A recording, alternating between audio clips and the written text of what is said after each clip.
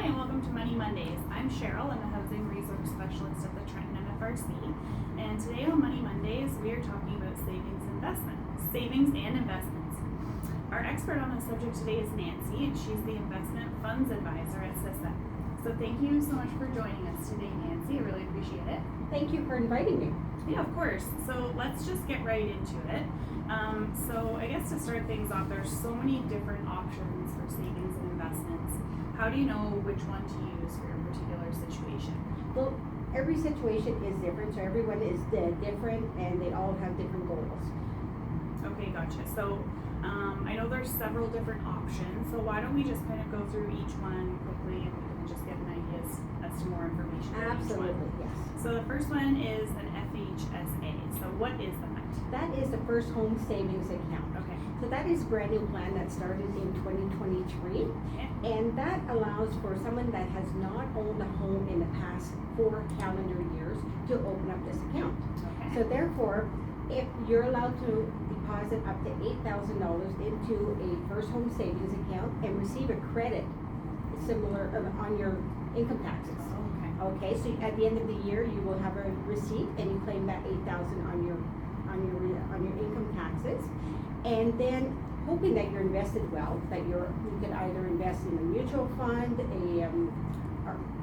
I believe it's only a mutual fund that you could invest in at this time, since not everyone is offering this plan. Right. Okay. So therefore, you invest very well. So say for example, you're an RMC student and you receive some money that you don't know what to do with it. But then you can invest that money, that $8,000, say every year you do that for 5 years. That's $40,000 that you invest into a First Home Savings Account.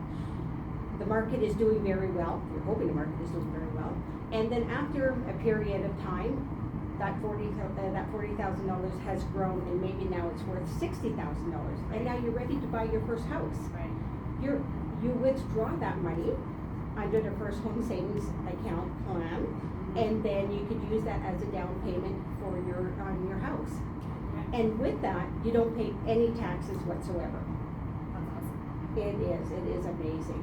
And then if this is a married couple, they can have double that amount because they're each Like allowed. both do it. Yes. Oh, okay. Yeah, that's on an individual basis. That's awesome. Okay, so then we have a TFSA. What is a TFSA?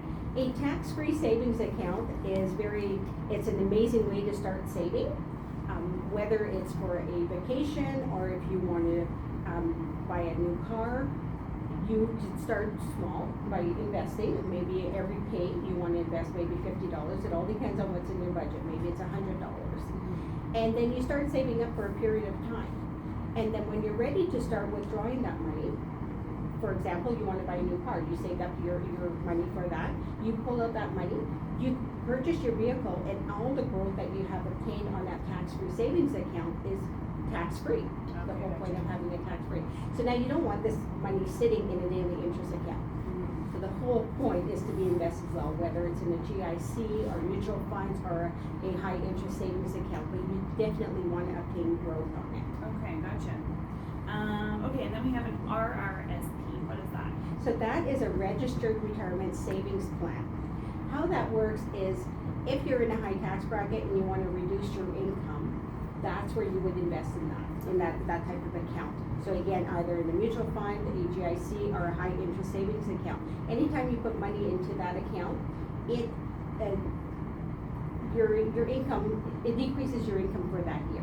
Okay. Okay, now you're deferring the taxes on that money that you invested until you withdraw that money. Okay. So you don't pay taxes on it until you take it. Exactly, you would receive a receipt at the end of the year. Okay. Now that is available this year up until February 29th. February 29th is the cutoff date because it is the first 60 days of the year.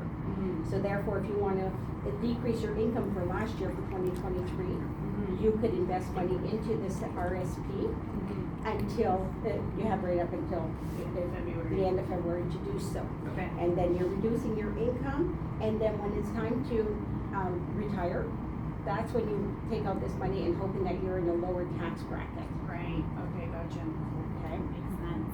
Okay, so kind of along the same lines, what's a spousal RRSP? So the spousal RSP is very similar to the RSP.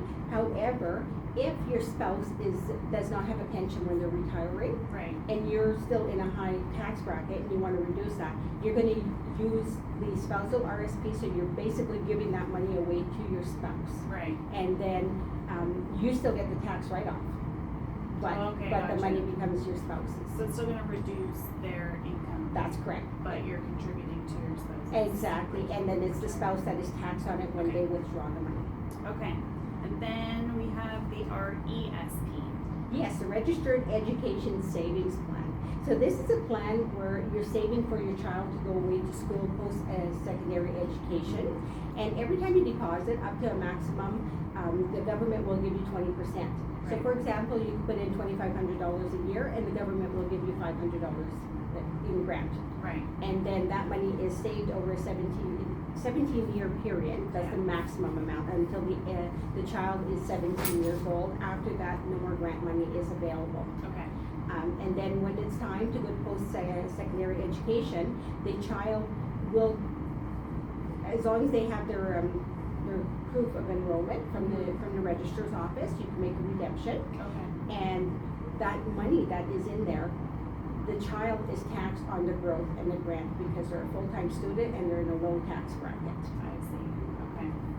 Okay, and then there's just one more thing that I just wanted you to kind of just tell us what it is, Mhm. and then we can do more research. But what's an RDSP? So that's a registered disability savings account that we also offer. This is more complex. You have to qualify through CRA with a disability.